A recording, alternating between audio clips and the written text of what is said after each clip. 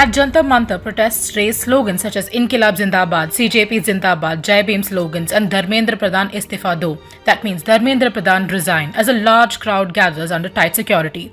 CJP founder Abhijit Deepke, who was present at the protest site, says within 2 or 3 days, lakhs of students have joined us.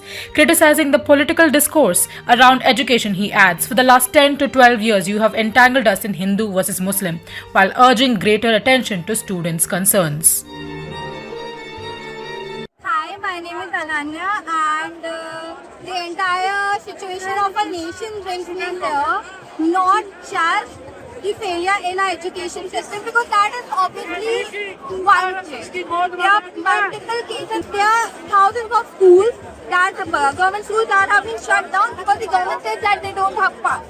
But they do have funds to print on their poster everywhere. Beti Bachao, Beti Padhao ka 80% funds went into publicity of government. So yeah, I feel. Protesters led by the Cockroach Janata Party says that the demonstration reflects growing frustration among students over alleged paper leaks, exam security breaches, recruitment irregularities and issues in higher education. अगर आप ये देखें कि कहाँ पर अभी तक exam centre सही से बन पा रहे हैं, राइट, बहुत जगह पर सही से ऑफलाइन एग्जाम्स कंडक्ट नहीं हो पा रहे हैं. जो स्टूडेंट्स जिनके पास परिवार में एक स्मार्टफोन है या जिनके पास परिवार में भी एक स्मार्टफोन नहीं हो, how do you expect them to man a computer for a 2 hour long exam?